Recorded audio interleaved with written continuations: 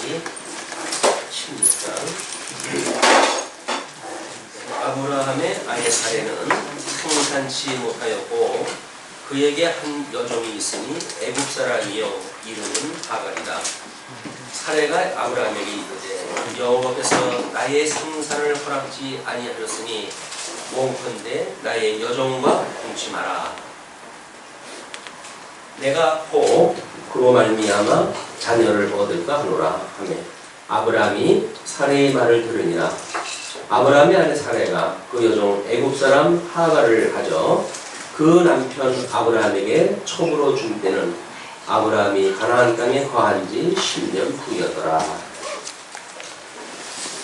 창세기 16장은 지금 15장으로 연결되어진 그 내용이었습니다.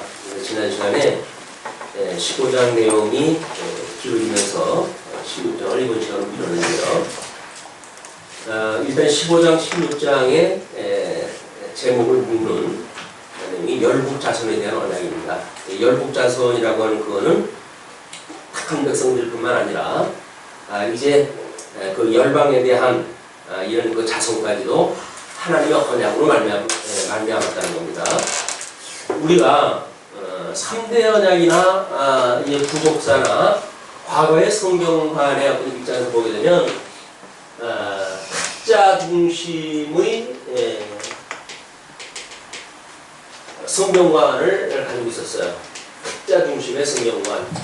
그렇기 때문에 구속사라고 하는 그런 그 맥락도 흑자 중심의 성경관이고 그리고 뭐 하나님 나라라고 하는 그런 그 입장도 언약자손에게 자손과 땅과 통치라고 하는 3대 언약을 중심으로 해서 언약이 되어졌다 라고 이제 보통 내용을 우리가 파악을 갖다 해갔거든요.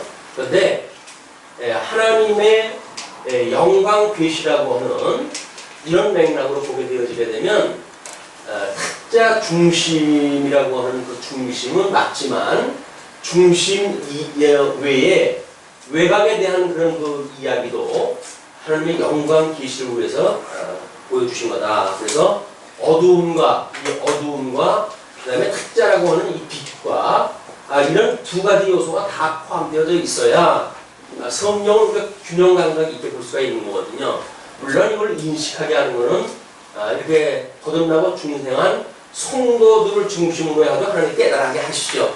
그러나 택한 백성들한테도 끊임없이 이 어둠의 권세가 어떠한지 이걸 우리한테 보여주심으로 해서 우리가 이런 양대 언약, 하나님의 나라와 하나님의 의라고 하는 그거는 이 복과 나라를 언약을 하셨는데 이 복이라고 하는 것도 복과 저주로 나뉘어지는 이 두 가지의 내용이 포함되어져 있고 나라도 천국과 지옥이라고 하는 이 두 가지가 다 언급되어진다는 거예요. 이렇게 해야 우리가 이 빛이 더욱 빛나는 빛으로 볼 수가 있고 어두움을 경계할 수 있는 경계 대상을 볼 수가 있는 겁니다.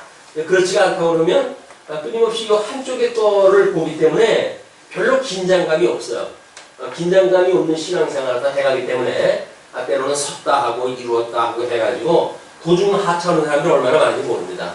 그래서 이 어둠의 권세가 어떻게 중매몸된 교회를 끊임없이 이제 공격을 하는지 또는 어둠의 권세가 어떻게 미혹하는지 이런 내용을 파악을 해야 우리가 늘 깨어 있어야 되는 의미를 알게 되어지고 그래서 더욱 우리 하나님의 크신 영광을 빛과 어둠의 하나님의 영광은 이것이 일반이라고 그랬습니다. 이런 그 빛과 어둠을 일반으로 여기시는 하나님의 크나큰 영광을 우리 전체적인 맥락에 이해하게 되어진다.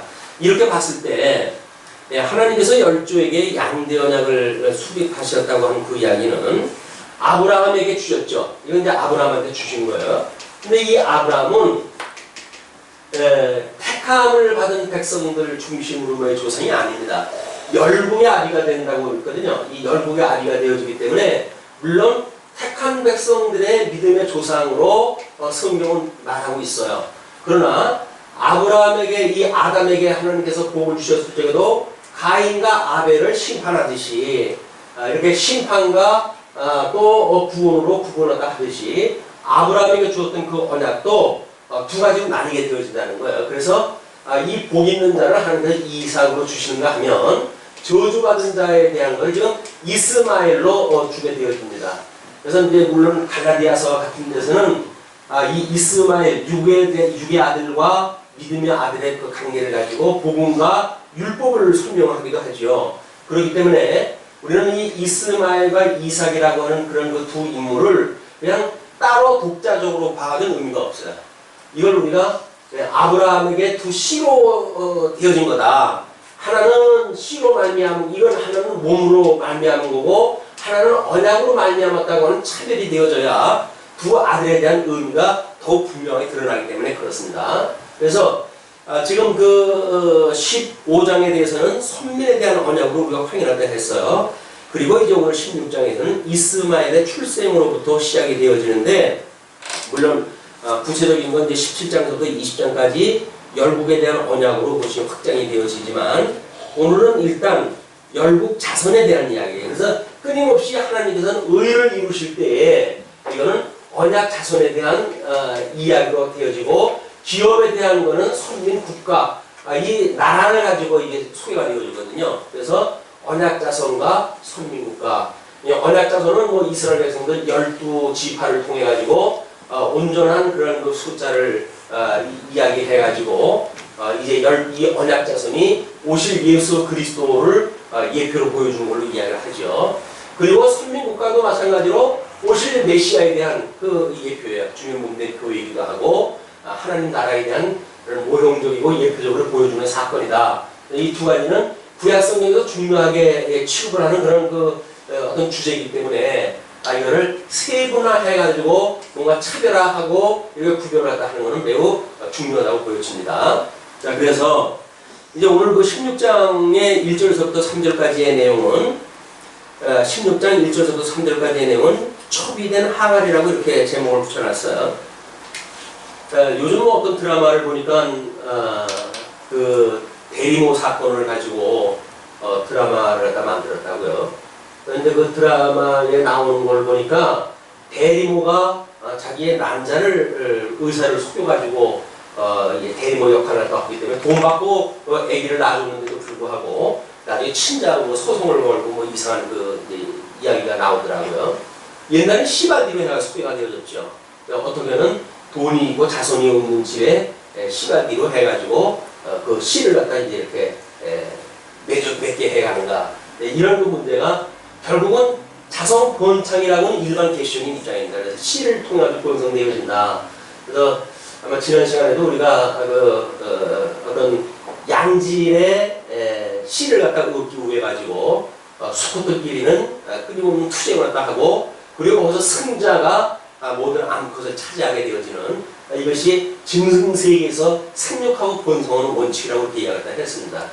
그런데 하나님께서는 하면 뭐 일부 다처제를 이용도 하게 하시고, 또는 일부 일처제를 이용도 하게 하시고, 그래서 예수 그리스도와 주님의 몸된 관계를 끊임없이 이제 계시의 형식으로 보여주시는데, 여기서 아브라함의 아내가 우리 지난 시간에는 당연 내 몸종을 통해 가지고 이 유업을 입겠습니다 이렇게 이야기를 했거든요. 이제 이 기업에 이 유업을 갖다 입는 이거를 자기의 집에서 기르던 종을 통해 가지고 이걸 하겠습니다. 엘리에셀이라고 하는 종을 통해 가지고 기업을 입겠다고 이렇게 이야기를 했어요. 왜? 언약 자손이 없고 그냥 노예 출신의 자기 집에서 기르는 자가 있으니까 이를 언약 자손 삼아가지고 이 기업을 입겠다는 이야기거든요. 하나님께서 아니다, 내 몸에서 나야 된다고 이렇게 이야기를 했단 말이에요. 그러면 이 몸에서 나야 된다고 그러는데, 뭐 그때의 입장에서 보게 되면 아마 사라는 나름대로 하나님께서 뭐 몸에서 난다고 그랬으니까 주실래나? 라고 생각을 했겠죠. 근데 유감스럽게도 안 되는 거예요. 그래가지고 10년, 그 약속을 갖다 하신 지 10년이 지나갔습니다. 성경에서 우리가 이렇게 한 장 읽어나면서 10년이 지나가고 20년 지나가고 그러니까 뭐 별로 그렇게 시간 감각이 없잖아요. 그러나 우리가 10년을 기다린다고 하는 그런 그 이야기는 보통 인내심은 아니면 안 됩니다. 사라가 갑자기 나이도 많고, 자기 남편 아브라함은 점점 나이는 먹어가고, 뭐 그때나 이때나 늙어가지고 아들이 없는 건 아니지만 사라가 고백을 하기는 자기가 하나님께서 자기를 생산하지 못하게 했다. 이렇게 신앙 고백을 하면서 마음의 갈등이 일어나기 시작을 해요. 그래가지고 자기의 몸종이었던 여기서는 자기의 종이었던 걸 통해 가지고 지금 기업을 잇는 자손을 만들겠다 이렇게 이야기를 했는데 이번은 아내 입장에서 자기의 몸종 하가를 아브라함한테 이제 들여보내요. 그래가지고 당신이 내 이 몸종을 아내로 취하라 이렇게 이야기합니다. 그때의 어떤 그 풍습이 어차피 종은 재산의 그런 그 소유였으니까 이제 그 몸종을 자기 남편에게 주어가지고 대리모를 갖다 만드는 겁니다. 그 대리모라고 하는 거는 몸은 자기 몸종을 빌려서 낫게 하지만 거기서 나온 아들은 자기의 아들로 삼고자 하는 것이 좀 사라의 그런 목적이란 말이에요. 왜냐면 그때는 통속적으로 그런 문화였기 때문에 그래요.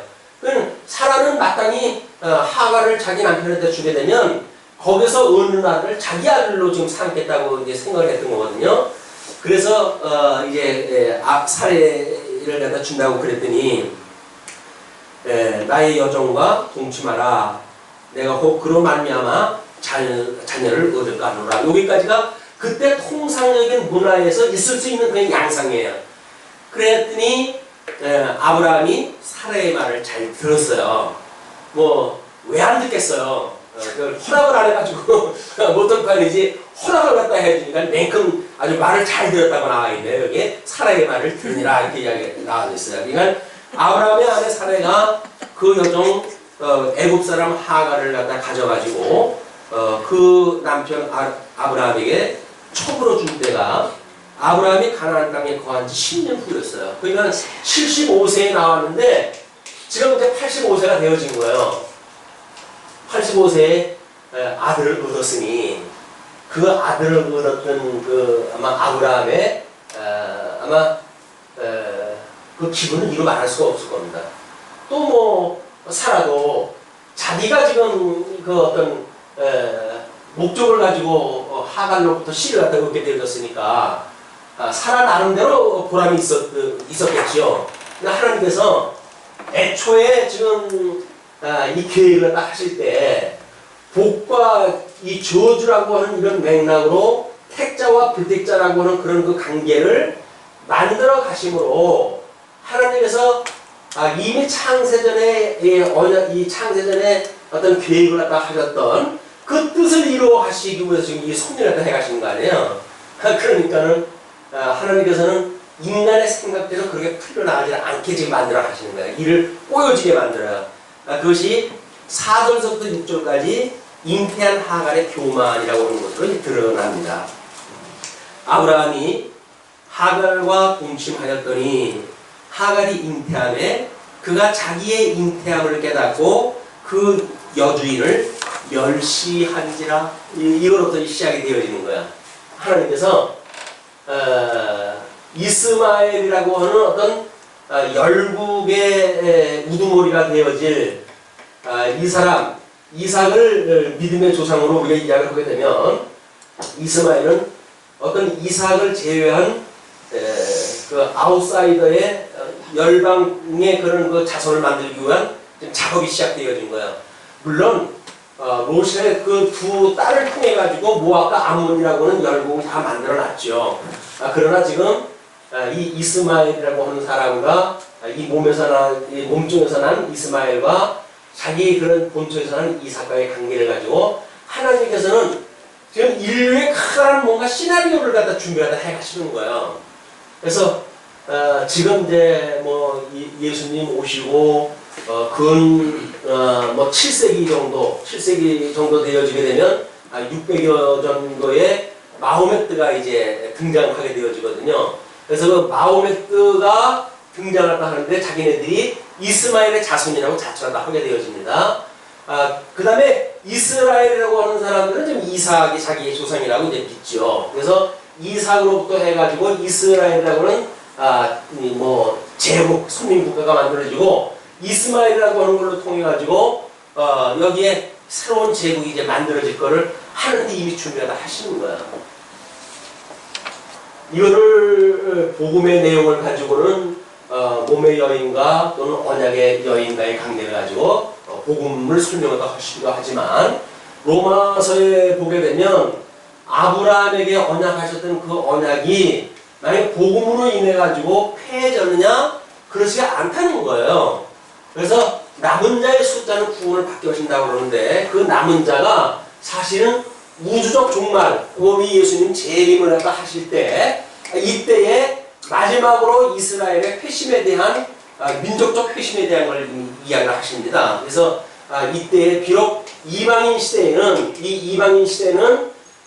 이 이스라엘 백성들을 하나님께서 예수님을 믿지 못하게 하지만 세계만적으로 가게 되면 다시 그 남은 자손들을 불러가지고 하나님께서 민족적 회개를 하고 그래서 이 아브라함의 남은 자손들이 하나님의 이 약속에 참여하게 하신다고 이야기를 하거든요.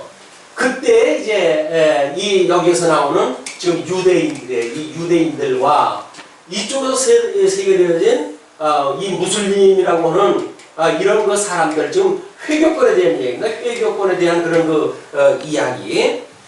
이스라엘 중심으로 해가지고 지금 이 이방인 시대 때에 적어도 이스라엘이 1948년에 광복이 되잖아요. 그럼 땅을 차지하게 되어지는데 이때 그 땅을 차지하고 있던 모든 사람들이 무슬림들 출신입니다. 이게. 그러니까 이 사람들이 있는 가운데 자기네들이 살짝 이스라엘 나라만 차지를 해가지고 들어가는 거예요. 그래서 6.1 전쟁이 뭐니 해가지고 영토가 지금 확장되어져 있게 되어졌는데 이것이 이방인 시대에 하나님께서 이렇게 아웃사이더를 가지고 어떻게 세기만을 준비하실 것인가에 대한 지금 그림이 그려지는데 이 그림은 이미 이때서부터 하나님이 다 준비를 다 해놓으시는 거야.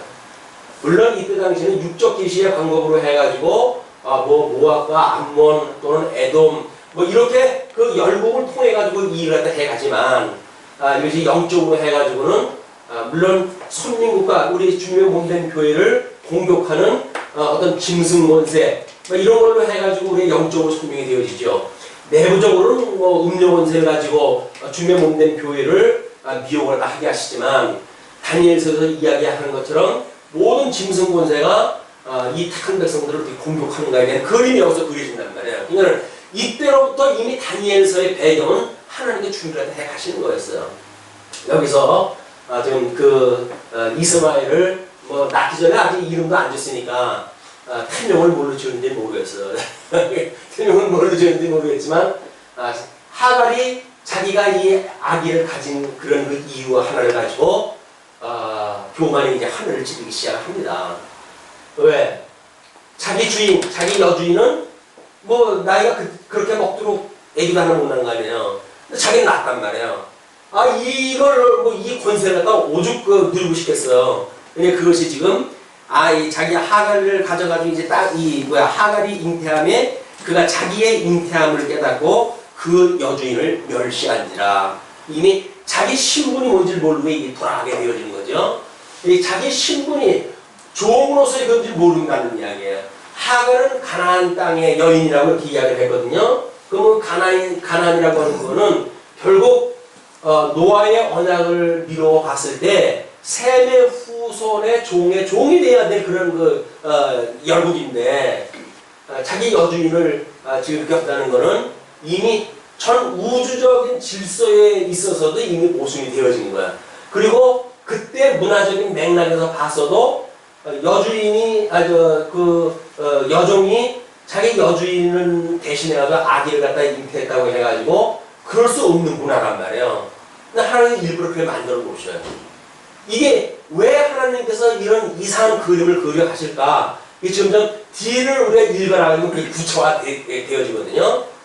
자, 일단 5절을 보시게 되면 사례가 아브라함에게 이르되 나의 받는 욕은 당신이 받아야 옳도다. 내가 지금 무자해가지고 당신한테 사라를 하가를 주어가지고 아내를 삼으라고 이렇게 이야기를 했더니 얼마나 당신이 뭘 이상한 이야기를 해놨길래 년에 예? 지금 하늘을 찌르냐 이 남편이 갖다 공격을 하는 거예요. 네가 뭐라고 언지를 줬으니까 여의 기운이 그러지. 그렇지 않고서야 제가 내 몸종인데 어떤 게 저기 나한테 그럴 수가 있냐. 그래서 남편을 갖다 공격을 해야 됩니다. 자, 요즘은 뭐 남편이 제일 무서운 것이 전부 자기 아내라고 이렇게 이야기하더라고요. 어쨌거나 아브라함이 나의 여종을 당신의 품에 두었거늘 그가 자기의 잉태함을 깨닫고 나를 멸시하니 당신과 나 사이에 여호와께서 판단하시기를 원하노라. 그 이야기는 뭡니까? 하나님께서 짝 맞춰준 그 아내 이것이 어떤 지금은 이제 율법 받기 전이지만 그 율법에서의 어떤 하나님의 섭리를 다 보게 되면 어렵고 힘들었을 때 함께했던 그 아내를 멸시하지 않는 것이 남녀 부부 간의 어떤 그런 불문율론에 이게 나중에 법제화가 되어지거든요. 그 이야기는 가난한 시절에 조광지처는 버리지 않는다는 이야기예요. 근데 보다는 자기 고국을 떠나가지고 10년의 세월을 지나오면서 자기 남편 때문에 애국에 내려가가지고 누이라고 해가지고 어만난 그 남자의 아내가 될 것도 했고 이런 험한 꼴을 당했는데 이거 애기 하나 못 난다고 해가지고 하갈한테 이 망신을 당하고 있으니까 사례의 입장은 충분히 이해가 되죠. 이 아브라함한테 이제 이런 어떤 그때의 계시적인 맥락을 가지고 그 공격을 딱 한 겁니다. 공격을 딱 했더니 아브라함이 사라에게 이르되 그대의 여종은 그대의 수중에 있으니 원론적인 대답이에요. 그대의 눈에 좋은 대로 그에게 행하라 하며 내가 어떤 언지를 줘서 한 것도 아니다. 너의 몸종이니까 그의 모든 통치권은 너한테 있지 않냐. 네가 죽이든 살든 네 맘대로 해라. 난 네가 좋아하고 거기서 어떤 씨가 있다고 하는 걸로 해가지고 너에 대한 어떤 그런 부부의 열을 이렇게 이상하게 해석한다든지 전혀 그렇지 않아. 그냥 너의 소유권을 네가 충분히 행사하고 죽이든 살든 네 맘대로 해. 라고 이제 인정할 때 했어요. 그러니까 그 사례가 하갈을 학대합니다. 이것이 어디서 감히 나한테 까불어. 남편의 허락도 이제 얻었겠다. 당신 그 귀한 씨를 갖다가 얻었는데도 그게 중요하지 않게 생각한단 말이지. 알았어. 그럼 내가 한번 해볼 거야. 그래가지고 학대를 하기 시작했으면 오죽했겠어요. 애기 하나 가졌던 것 때문에 지금 뭘 한번 시도를 했던 건데 그거 상관없다는 거예요. 넌 나한테 죽어봐. 그래가지고 학대를 갖다 시작을 하니까 이게 사례 앞에서 도망을 쳐버렸어요. 자, 그러면 7절로 14절 이 도망갔던 하갈을 하나님께서 어떻게 돌아보신지의 내용이 소개가 되어지는데 여호와의 사자가 광야의 샘 곁 곧 그 길 샘물 곁에서 그를 만나 가로되 사레의 여종 하가라. 그냥 하가라 그렇게 불러도 되지 않겠어요? 근데 분명히 누가 누구를 섬겨야 된다는 이런 그 원리가 하나님의 호칭에서 이미 그냥 그대로 남아져 있어요. 그러니까 노아의 그 언약으로부터 계승되어진 지금 이 사례와 몸종인 그런 사례와 그 다음에 언약의 자손을 잉태해야 될 그 사례와 그 다음에 몸종이었던 하갈과의 그런 그 관계는 마땅히 주종관계, 주종관계.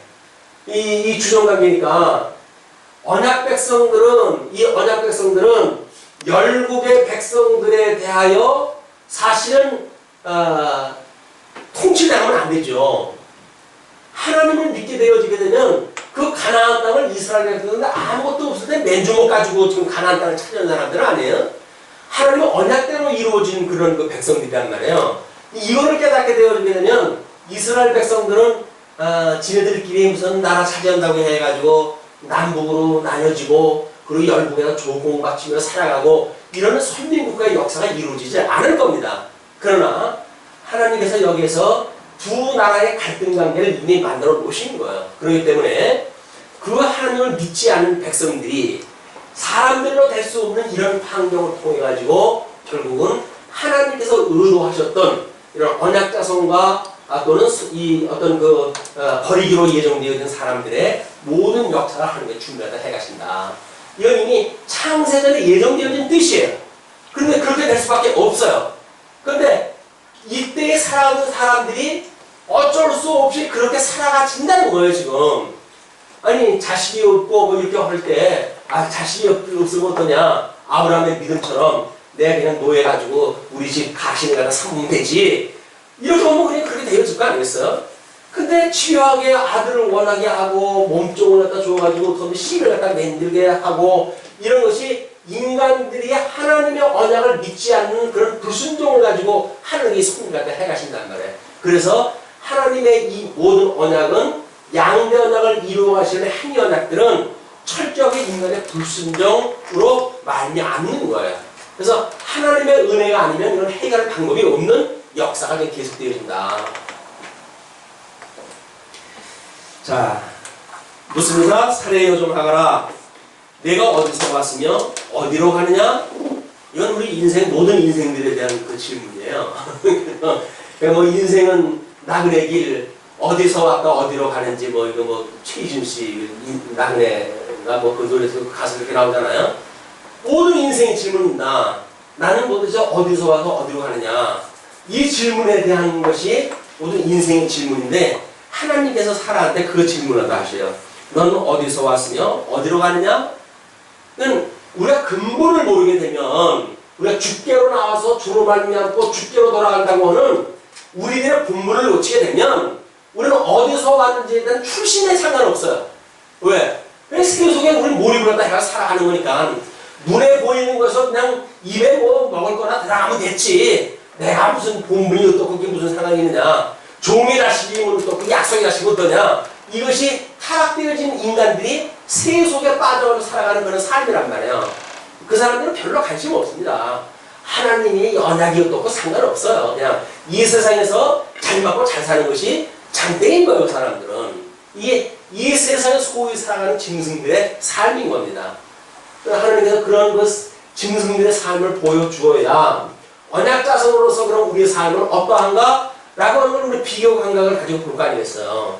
하나님 그렇게 해서 다른 백성들을 중심으로 역사를 준비하신다. 근데 사례가 이렇게 대답을 해요.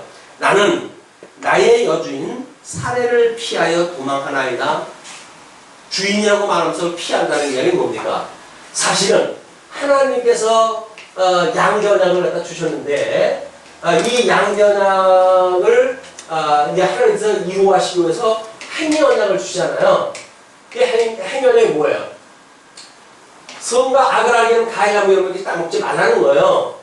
따먹지 말라고 하는데 맨큰 걸 따먹고 그리고 어떻게 되어져요? 그리고 결국은 쫓겨나는 거예요. 이게 세상으로 쫓겨나는 거예요. 그러면 사라의 지금 신세는 뭡니까? 자기 아브라함의 그 어떤 몸종으로 해가지고 사라에게 순종한다 해가지고 자식 낳아가지고 살게 되면 그 가족 안에서 그냥 살겠죠. 그러나 불순종한다 해가지고 결국은 자기의 기준을 가지고 자기 여종을 상대하고 여주인을 상대하고 이렇게 혼관계를 해가지고 쫓겨나게 되는 거 아니에요? 쫓겨나는 거. 그러니까 이 이야기는 아담의 이야기고 아브라함의 이야기고 그리고 이 모든 믿음의 조상들에 대한 이야기예요. 그냥 사라의 어떤 개인적인 역사가 아니라 우리가 프랙탈 구조라고 해가지고 어떤 가장 작은 부분도 결국은 큰 구조의 그림을 그리기 위한 부분이라고 그렇게 이야기하지 않았어요. 그러니까 하나님의 섭리는 모든 것이 같은 원리로 작동되어지기 때문에 어떤 것도 다 같은 맥락으로 소비가 되어지는 거예요. 지금 이게. 그래서 아무리 성경을 갖다 보아도 맨날 그 얘기라. 하나님께서 양대 언약을 주셨는데 행위 언약을 인해 가지고 망했고 그러나 하나님께서 은혜 언약으로 해가지고 구원받은 백성이 이렇게 하나님께 이루어가시더라. 이런 역사를 다 이루어진단 말이에요. 그러면 구약 성경에서 이렇게 상실되어진 것을 둘째 아담이신 예수님이 저 구원을 하시는 것이 우리 신약 시대라는 신약 성경이라고 하지 않았어요?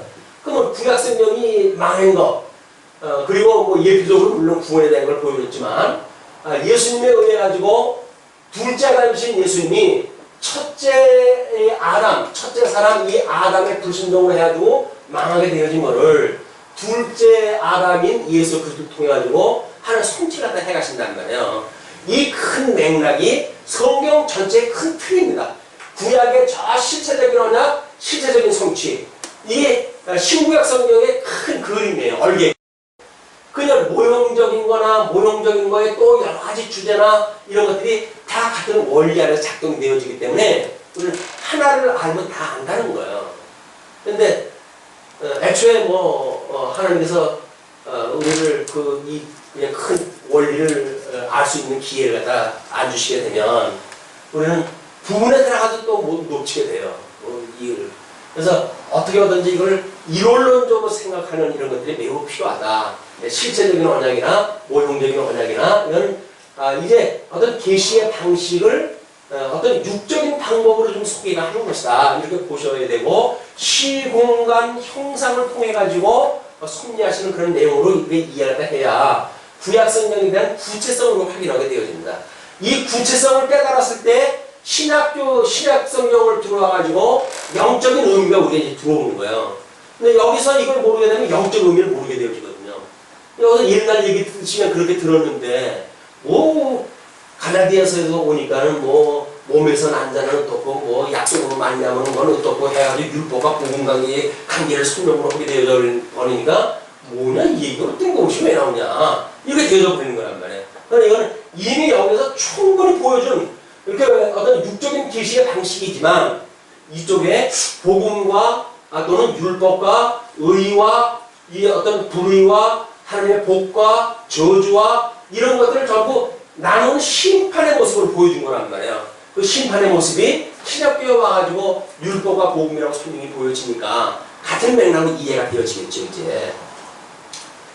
자, 그 여호와의 사자가 그에게 이르되 내 여주인에게로 돌아가서 그 수하에 복종하라 이렇게 이야기합니다. 그러니까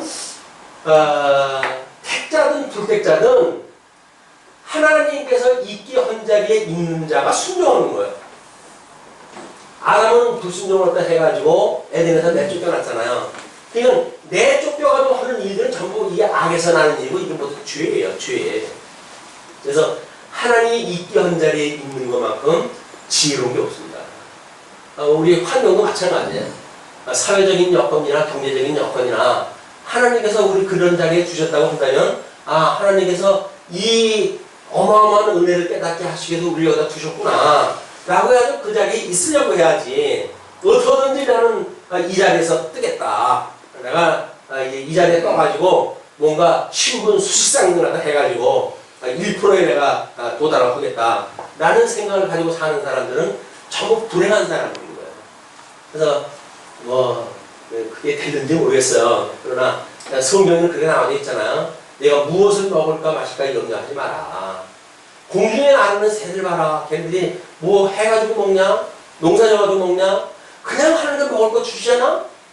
그럼 흙으로 만들었던 새나 흙으로 만들었던 몸뚱어리나 사실은 먹고 사는 것은 생육번성이라고 했던 그 육체는 하나님께서 생육번성하게 하시는 거 아니겠어요?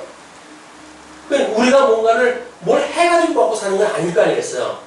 만약 새들이라고 한다면 또 무슨 아침에 일찍 일어나는 새는 먹을 걸 많이 얻는다 그러는데 새라든지 이런 거는 그냥 하루 먹을 거 먹으면 그 다음에 안 합니다. 일 안 해요. 걔네들이 하루 먹을 거 얻었는데 뭘 사람처럼 무슨 싸놓고 살려고 해가지고 국간지르고 그렇습니까? 안 그래요. 그냥 하루 하나님께서 먹을 분량 주시게 되면 그냥 주워 먹고 그냥 그걸로 살아요. 인간만 욕심이 많아가지고 쌓아놓고 여기다 쌓아놓고 없으면 참고 또 쌓아놓고 이렇게 쌓아놓으려고 그러지 짐승들을 쌓아놓지 않아요. 물론 겨울 나는 짐승들이 도토리 같은 거 여기저기다 박아놓고 겨울 나기를 하고 그러지요. 그렇다고 해가지고 자기의 대를 물려주기 위해서 그렇게 하지도 않습니다. 이게 지혜로운 일이에요. 지혜로운 일. 하나님을 믿게 되어졌을 때 나타나는 지혜로운 일. 아니 너 들의 빌국화를 봐라. 걔네들이 뭐 길삽을 메고 그러냐? 그렇지 않은데도 그의 영광이 솔로몬의 영광보다 더 승하지 않느냐? 그러니까 뭘 입을까 걱정하지 마라. 그 이야기예요. 근데 우리는 어떻게든지 뭐 다른 뭐 5,000원짜리 가지고 이게 안 되게 되면 10,000원짜리로 치장을 하는 한이 있어도 뭔가 하려고 그러죠. 근데 그걸 해가지고 정말 우리가 하나님 앞에 아름답게 보이는지 모르겠어요. 근데 하나님은 그래도 아름답다고 보시지 않는다고 그래요. 오직 예수 그때 의의 옷으로 우리가 입었을 때 하나님께서 그걸 기쁘게 보시지, 육신의 옷을 아무리 명품으로 아주 휘두른다고 해가지고 복음 전하는데 그게 아무런 도움 안 돼요. 그래서 우리는 어떻게 뭐 명분을 걸어서라도 나를 합리화해야 되니까 그런 거기다 의미를 다 부여하는데, 지금 하나님께서 우리에게 주신 자리가 어디냐? 그럼 그냥 그 자리에 있는 거예요. 그냥 그 자리에. 자꾸 뭘 한다고 해가지고 다른 데로 기웃거리고 이렇게 하는 거는 지혜롭지 못하다. 하나님께서 인도하신 자리에 우리가 있는 것이 얼마나 행복한지 이제 이거 하나님께 보여주시는 거예요. 그러면 너의 주인에게 돌아가가지고 그 수하에 복종을 해라. 여호와의 사자가 또 그에게 이르되 내가 내 자손으로 크게 번성하여 그 수가 많아 셀 수 없게 하리라. 이게 아브라함한테 언약했던 내용 아닙니까? 그 아브라함한테 했던 그 언약인데 지금 하갈한테 하나님께서 그 언약을 주시는 거예요. 물론 하갈은 지금 그 아브라함이 애굽으로 내려갔다가 아마 거기에서 몸종 하갈을 데리고 내려오지 않았을까 싶은데, 그러면 하나님께서 아브라함에게 그 언약을 주셨을 때는 하갈을 몰랐을 거란 말이에요. 그런 이야기를. 하나님께서 그 하갈에게 그 언약을 주셔요. 그래서 크게 번성하다 하고 그 수가 많아 셀 수 없게 해주겠다. 그러니까 여호와의 사자가 또 그에게 이르되 내가 잉태하였은즉 아들을 낳으리니, 이것도 또 어디서 들었던 이야기예요. 그게 우리 메시아일 때 했던 이야기인데, 아들을 낳으리니 그 이름을 이스마엘이라 하라. 이는 여호와께서 내 고통을 들으셨음이니라. 이 이스마엘이라고 하는 그 이름은 하갈의 그 고통을 하나님께서 들으셨다고 하는 그런 걸 기억나게 하는 일입니다. 그러면 하갈은 이제 다들 이스마엘을 줘놓고 얘가 생육하고 뭐 이렇게 성장할 때까지 끊임없이 이스마엘을 부르면서 길렀을 거예요. 길른 이 이스마엘을 부를 때마다 뭘 기억을 할까요? 아마 이를 알고 그랬는지 몰라요. 너희 사라라고 하는 애 있지? 그게 내가 너를 갖다 가졌을 때 나를 얼마나 구박했는지를 아니? 그러니까 너는 아주 원수를 갖다 보듯이 해야 된다. 내가 종이 돼가지고 그렇게 지금 복종 사는 것 때문에 억울해 죽겠는데 너한테만큼 내가 그렇게 안 살게 할 거야. 아마 그렇게 다짐을 다 교육을 다 했을 거야. 쇠내 교육을 시켜가지고 너는 그냥 내 원수다. 죽을 때까지 철천지 원수니까 내 대신 원수를 갚아다오. 이렇게 해가지고 교육이 됐을지도 몰라요. 그래서 이삭과 이스마엘은 하나님께서 만들어 갔을 때 어떤 이렇게 복과 저주를 나눠놨고, 태어나고 생육하는 가정 중에서도 자기 모친으로부터 끊임없는 교육을 받고 살아났을 거예요. 어떻게? 대적이에요. 대적 관계. 이 대적 관계가 율법과 복음의 관계로, 또는 이 열국과 선민국가로, 또는 이쪽에 이제 마지막으로 오게 되면 이 회교권의 이 무슬림하고 유대인들하고의 이제 이 뭐 마지막 때 유대인들뿐만 아니라 유대인이 어떤 회심이 되어져 가지고 이 성도가 되어진 그런 그 교회가 있을 거 아닙니까? 이 참교회, 이 참교회로 믿는 이 성도들이 이 무슬림에 대해서 어떤 이제 이 공격을 받을지에 대한 거는 이미 이쪽에서는 그림을 읽을 수가 있어요. 그래서 요한계시록의 마지막 부분이 이 부분인 거예요. 이제 어떻게 그들이 짐승 권세에 의해서 공격을 받는가? 다니엘서에서는 뭐 이제 아수르에 의해서 북쪽 이스라엘 멸망이 되어지고 바벨론에 의해 가지고 그들이 포로로 끌려가고, 그다음에 메대의 제국에 의해 가지고 바벨론이 완전히 정복이 되어지고, 바사 제국에 의해 가지고 브레스 임금에 대해 가지고 이스라엘 그 선민국가가 회복되어지는 그런 약속을 받잖아요. 그리고 바벨론 제국의 바사 제국에 여러 가지 그런 어떤 후왕들에 의해 가지고 성정이 회복되어지고 성곽이 회복되어지는 것까지 이루어진단 말이에요. 그러면 바사 제국이 지나간 뒤에 한라 제국이 등장하고, 그 다음에 디아도코이가 등장했다 해가지고 네 나라로 분국이 되어 있잖아요. 거기서 지금 북쪽 수리아와 애국과의 끊임없는 남북 전쟁으로 인해 가지고 이 이스라엘이 말할 수 없는 끔찍한 그 고난을 받지 않습니까? 거기에서 이제 뭐 요한계시록에 보게 되면 그래요. 근데 그 일곱 짐승에 대해서 이야기했을 때 먼저 다섯은 이게 지금은 없고 하나가 있는데 그 하나에 대해서 이후적으로 설명이 나와요. 그래서 예수님이 오시기 전까지 이거는 예수님이 오시기 전까지 다 무너진 제국들이에요. 그러나 예수님이 오셨을 때 누가 등장을 합니까? 이때 로마 제국이 등장을 하는 거예요. 이 로마 제국이. 그래서 이 하나가 지금은 있고 그 이야기예요. 요한계시록을 쓸 때에 이 로마 제국에 의해 지금 박해를 받았거든요. 이 로마 제국은 이 짐승은 있고 그리고 이제 장차 드러날 이런 그 원수에 대해서 이야기하는데 장차 드러날 그런 그 짐승이 이 짐승 모임입니다. 이거에 의해 가지고 예수 믿는다고 하는 그런 그 이유 때문에 성도들은 고난을 받고 유대인들도 고난을 받고 이런 시대가 온다. 이제 우리 초대교회 때 사도행전의 그 배경이 그대로 이제 올 거예요. 여기의 모습을 보게 되면 마태복음에서 24장에서 소개되어졌던 그런 그 내용들이 여기서 어떻게 구체적으로 실현되어지는지 이걸 우리가 미리 짐작을 해볼 수가 있는 겁니다. 자, 그러면서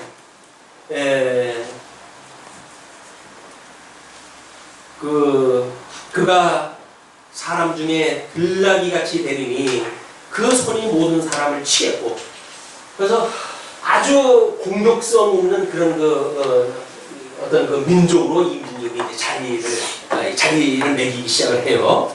그 손이 모든 사람을 취했고 모든 사람의 손이 그를 칠지며 여러분 우리가 이 은혜 언약을 이야기했을 때 하나님께서 원시복음이라고 이렇게 이야기를 했잖아요.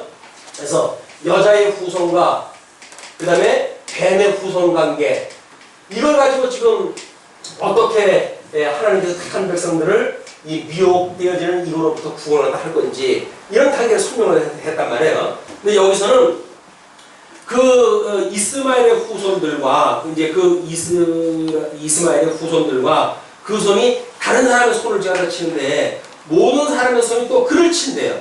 그러니까 그가 모든 형제의 동방에 살리라. 그래서 형제의 동방을 보게 되면 지금 아브라함이 이삭을 낳고 그리고 다시 그들하라고 하는 첩을 얻어가지고 또 아들을 낳았는데 그 아들들을 보낸 것이 동방이에요. 근데 요단강 동편쪽으로 해가지고 존재하는 사람들은 전부 아브라함의 후손들로 만들어진 나라입니다. 그런 그 후손으로 인해가지고 결국은 이 이스라엘을 감싸 안고 그래가지고 죽이고 살리고 하는 역사가 이제 반복의 역사가 이제 시작되어지는 거예요. 그 반복의 역사는 예수님이 오신 뒤에 이것이 이루어지고 그 다음에 이 무슬림이 일어나가지고 이때 이제 회교가 팽창하게 되어지고 그러다가 이제 또 어줍잖게 십자군 전쟁이라고 하는 걸 이제 교회에서 일으켜가지고 엄청난 전쟁의 시간이 끝나가고 이렇게 어둠의 시대가 이제 거치면서 점점 그런 어떤 전쟁의 시기가 아닌 양상으로 돌아가죠. 영적 전쟁이라고 하는 더 실감나는 전쟁의 시대를 우리가 맞이하고 있는 거예요.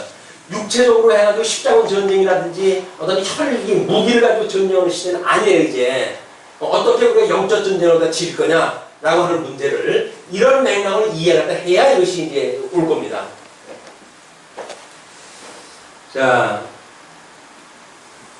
13절, 하갈이 자기에게 이르신 여호와의 이름을 감찰하시는 하나님이라 하셨으니 이는 내가 어떻게 여기서 나를 감찰하시는 하나님을 배우는고 함이라.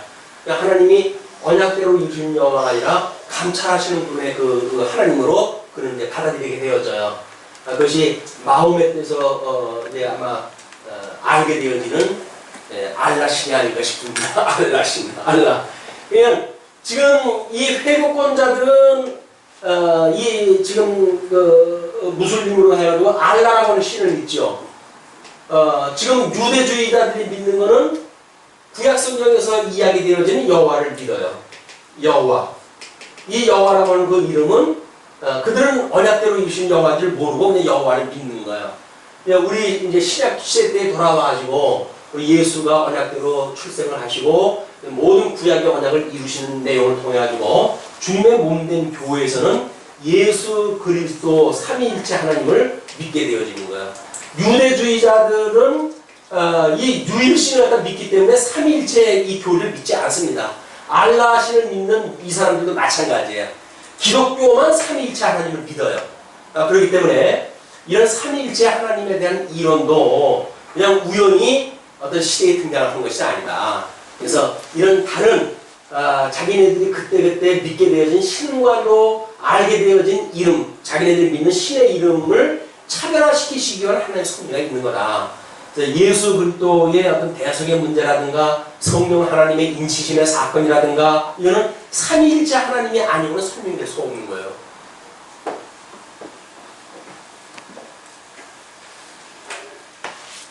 이름으로 그 샘을 부엘라 헤로이라 불렀으며 그것이 가데스와 베레 사이에 있더라. 그래서 샘의 이름을 그렇게 자기 이름으로 붙였어요. 그건 뭐 하갈이 고통 중에 있을 때 하나님께서 살아계시기 때문에 감찰하시는 자의 부분이다. 이런 그 이름으로 붙였다고 나와져 있어요. 자, 그러면서 15절로 16절 보게 되면 이스마엘의 탄생이 소개가 되어집니다. 일단 하나님께서 탄생기 하게 되면 역사는 뒤돌릴 수가 없어요. 탄생되어지면 이미 이 역사가 시작되어지는 거야. 뭐 아까 시장님이 우리 아무개 이사 문제 때문에 아주 늦게 되고 있다고 그러시더라고요. 낯선 길러지 더 있어요. 낯선 길르는 거지. 그러니까 하나님께서 이미 남의 자식으로 줬으니까 양육하는 건 내 몫이 아니겠어요? 그러니까 할 수 없는 거예요. 그건. 내가 낳았다고 한다면 내 운명을 이미 어차피 거기에 같이 가야 되는 거야. 이게. 그러니까 성도의 강의도 마찬가지입니다. 하나님께서 이 자리에 있게 하셨다. 이런 그 이야기는 나를 왜 집사를 줬고 권사를 줬고 이 자리에 있게 했는가 라고 하는 하나님의 이런 어떤 소명의식이 신앙생활을 한다는 건 거짓말이에요. 이 세상에 뭐 먹고 마시거나 그냥 기웃거리려고 예수 믿습니까? 그게 아니잖아요. 하나님께서 오늘 분명히 나를 여기에 있게 하신 이유가 있을 거란 말이에요. 그게 순종하는 것이 이게 지혜라니까요. 누가 영악을 떨고 무슨 나가지고 뭘 하게 되면 돈을 얼마 더 벌고 그래서 아무 소용 없어요. 하나님께서 그거 쏟아버리려고 한다면 억만금을 갖다 벌었어도 하나님께 쏟아버리면 단순간에 쏟아져 버리고 마는 거예요. 하나님께 붙들어 주셔야 있는 거지. 그냥 하나님께로부터 많이 배워왔다고 하는 걸 놓치고 사는 삶은 지혜로운 삶이 아니다. 자, 하갈이 아브라함의 아들을 낳음에 아브라함이 하갈에 낳은 그 아들을 이름하여 이스마엘이라 하였더라. 아브라함이 이름을 지어줬어요. 근데 아브라함이 이름을 지어준 것이 하나님께서 천사를 통해서 이제 하갈에게 가르쳐줬던 그 이름인 걸로 보아서는 자기 주인한테 돌아와가지고 이만저만한 이야기 다 했을 거야. 어떻게든 겁주기 위해서 내가 하나님을 만났는데 나한테 번창을 연달았다. 너 건드렸다. 너 이제 죽어. 이래가지고 겁을 줬을지도 모르죠. 그래가지고는 자기 남편한테도 이야기했을 거 아니겠어요? 내가 거기 가는데 하나님이 나를 만나더니 큰 복을 줘가지고 나라를 이루겠다고 약속을 했다. 큰 민족을 이루겠다고 약속을 했다. 그런데 그 이름을 아들을 낳으면 이름을 이스마엘이라고 했다. 당신이 이름 잊어버리면 나는 꼭 이름으로 지어줘야 돼. 하여튼 다짐받고 또 다짐받고 그랬을 거야. 왜? 하나님이 주신 이름이니까. 그게 뭔지도 모르고 그게 뭔지도 모르고. 네.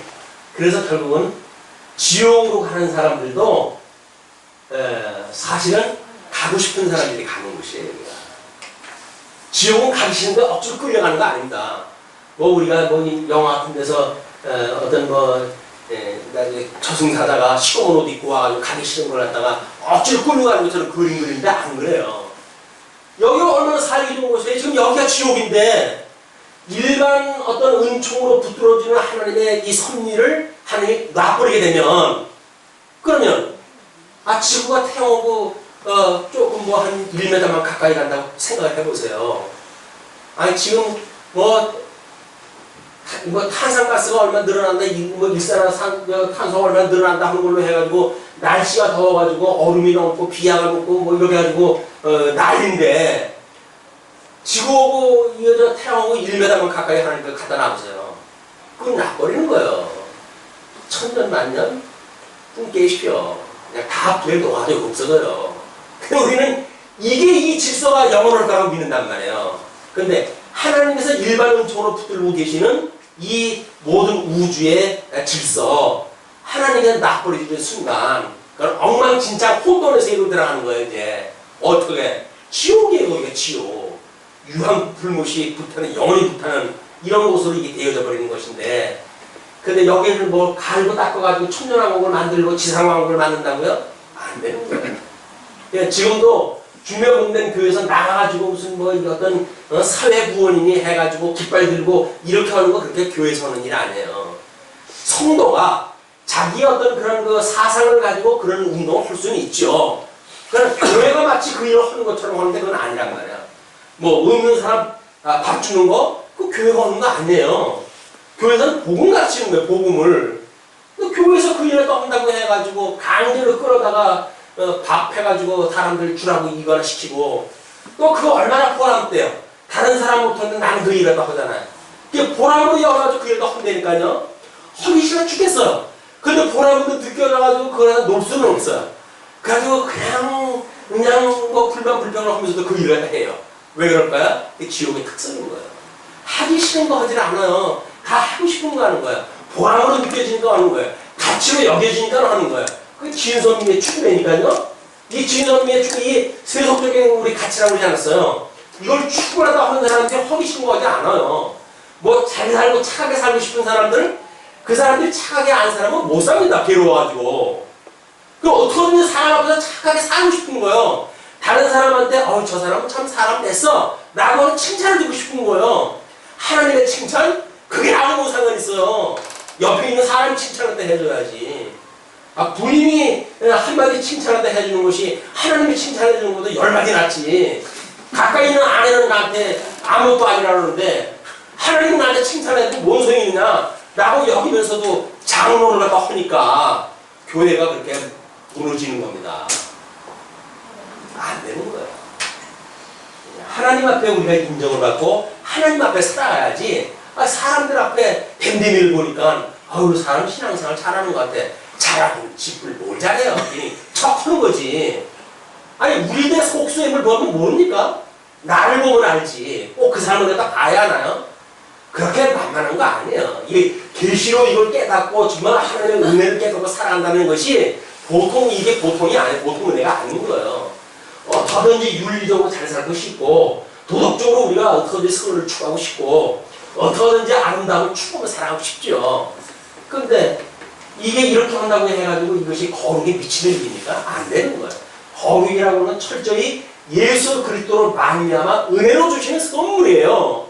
그걸 하나님께 주신다고 그러는데 눈에 보이지 않는 거룩이 나하고 뭔 상관 있어. 눈에 보이는 이것이 낫지 라고 해가지고 사람들한테 기가 잘 보이고 싶어가지고 성경에 하지 말라는 얘기를 골라서 하잖아. 이걸 왜? 이걸 하기 위해서. 그리고 웃기는 거예요. 이게 성경에 하지 말라고 하는 이야기는 다 이걸 추구하지 말라는 이야기거든요. 근데 뭐예요? 우리는 성경 공부를 하면 할수록 이걸 추구하려고 그러니까 성경을 거꾸로 배우는 거예요. 거꾸로. 하나님을 배운다고 그러면서도 하나님을 배우는 것이 아니라 우리를 인도해가는 마귀를 갖다 쫓아가는 거란 말이에요. 마귀를. 하갈이 아브라함에게 이스마엘을 낳을 때 아브라함이 86세이었더라. 이런 역사적 사실은 기록에 남겨놓는 거예요. 왜? 이상은 100살 때 낳을 거거든요. 어떻게 이제 비교를 해가시는지 다음 시간에 우리가 더 계속을 해서 공부하도록 하고 오늘은 마치겠습니다. 기도하시죠.